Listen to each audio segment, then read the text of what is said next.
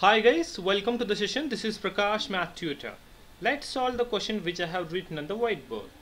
Here we need to find the area of the shaded region. So we have one semicircle and rectangle. So we need to find the area of the semicircle and the area of the rectangle, and also we have two quadrants which was not shaded. So we need to find the area of that as well, so which is nothing but the area of the two quarter circles.